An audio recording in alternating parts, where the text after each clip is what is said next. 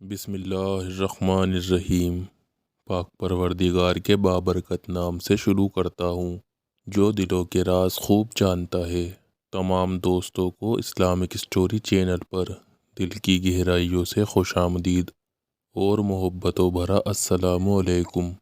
دوستو، آج کا ہمارے واقعے کا عنوان ہے پیارے رسول پاک صلی اللہ علیہ وسلم اور حضرت خدیجہ رضی اللہ عنہما۔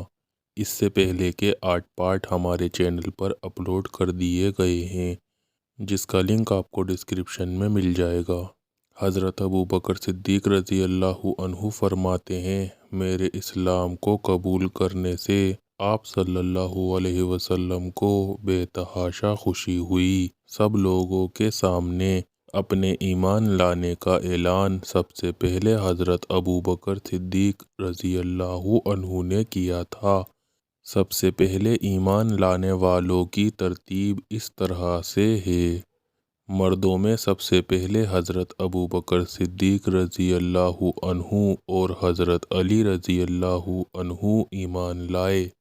عورتوں میں سب سے پہلے حضرت خدیجہ رضی اللہ عنہا ایمان لائیں، اور غلاموں میں سب سے پہلے حضرت زید بن حریثہ رضی اللہ عنہ ایمان لائے۔ وہ اس وقت تک بالغ نہیں ہوئے تھے۔ اب آپ صلی اللہ علیہ وسلم نے اپنے آس پاس کے لوگوں کو اسلام لانے کی دعوت دینا شروع کی۔ اس سلسلے میں جو مشکلات تھیں، ان کے سامنے حضرت خدیجہ رضی اللہ عنہا ڈٹ گئیں، اپنا تن من دھن اور سب کچھ قربان کرنے پر تل گئیں۔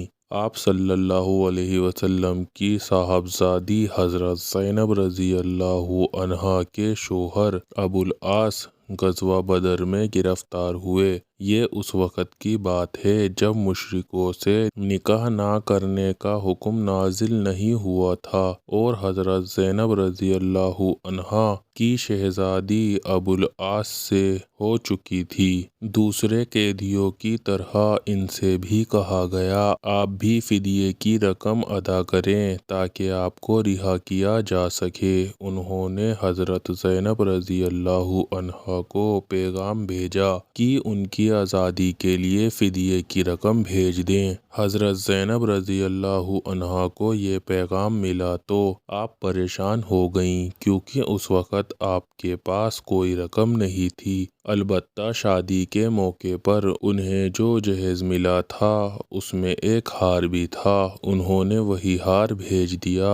وہ ہار دراصل حضرت خدیجہ رضی اللہ عنہا کا تھا۔ جب یہ آپ کی خدمت میں پیش کیا گیا تو آپ نے اس ہار کو پہچان لیا۔ آپ کو حضرت خدیجہ یاد آ گئیں۔ آپ کی مبارک آنکھوں سے آنسو جاری ہو گئے۔ آپ کو روتا دیکھ کر صحابہ اکرام بھی رونے لگے۔ انہوں نے عرض کیا، اے اللہ کے رسول، آپ یہ ہار بیٹی کو واپس کر دیں، فدیے کی رقم ہم ادا کر دیتے ہیں۔ اس واقعے سے ثابت ہے کہ آپ کو حضرت خدیجہ رضی اللہ عنہا سے کس قدر محبت تھی۔ اسی طرح حضرت عائشہ صدیق رضی اللہ عنہا فرماتی ہیں، ایک مرتبہ حضرت خدیجہ رضی اللہ عنہا کی بہن ہالہ ہمارے یہاں آئی۔ انہوں نے اجازت طلب کرنے کے لیے آواز دی۔ ان کی آواز حضرت خدیجہ رضی اللہ عنہا سے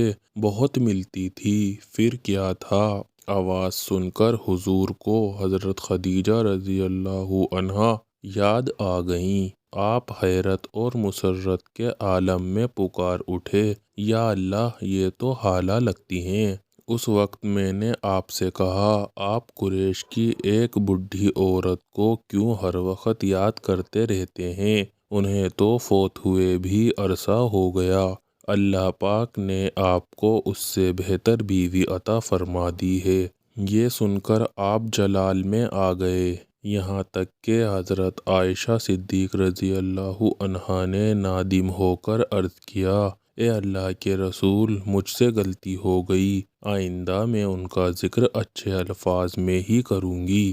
جب بالکل نزدیک کے لوگ آپ صلی اللہ علیہ وسلم پر ایمان لا چکے تھے تو اللہ تعالیٰ نے حکم نازل فرمایا، اپنے قریبی لوگوں کو ڈرائیے۔ یہ حکم نازل ہونے پر آپ کوہ صافا پر تشریف لے گئے اور پکار کر فرمایا، اے بنی عبد المطلب، اے بنی فہرہ اور اے بنی کعب، اگر میں تم سے کہوں کہ اس پہاڑ کے پیچھے دشمن جمع ہو گئے اور تم پر حملہ کرنے والے ہیں تو بتاؤ، کیا تم میری اطلاع کو درست سمجھو گے؟ آپ کی بات کے جواب میں سب نے کہا، ہاں ہم آپ کی بات کو درست سمجھیں گے، اس لیے کہ آپ نے کبھی جھوٹ نہیں بولا۔ اس پر آپ نے فرمایا، تو پھر جان لو میرے پاس تمہارے لیے سخت عذاب کی اطلاع ہے۔ جب اسلام آہستہ آہستہ پھیلنے لگا تو قریش بہت فکر مند ہو گئے۔ انہوں نے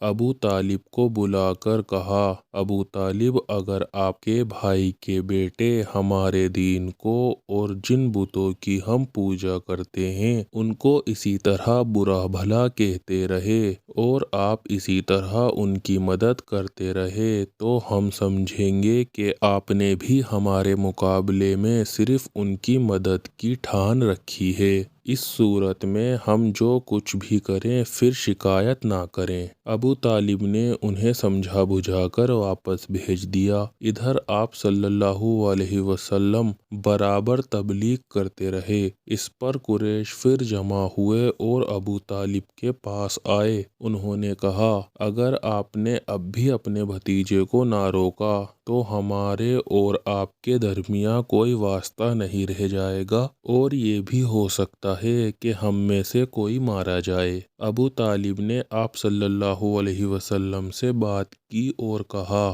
بھتیجے، اپنے دین کے اعتبار سے تم مجھ پر اتنا بوجھ نہ ڈالو کہ میں اٹھ نہ سکوں۔ ان کی بات کے جواب میں آپ صلی اللہ علیہ وسلم نے فرمایا، چچا جان، اگر یہ لوگ میرے ایک ہاتھ پر سورج اور دوسرے ہاتھ پر چاند رکھ دیں اور مجھ سے کہیں کہ جو کچھ میں کہہ رہا ہوں اس سے باز آ جاؤں تو بھی میں ایسا ہرگز نہیں کروں گا، چاہے میری جان کیوں نہ چلی جائے۔ یہ سن کر ابو طالب نے کہا، بھتیجے، تم جو چاہو کرو، میں آئندہ تمہیں نہیں روکوں گا۔ اس کے آگے کا واقعہ انشاءاللہ نیکسٹ پوسٹ میں اپلوڈ ہوگا۔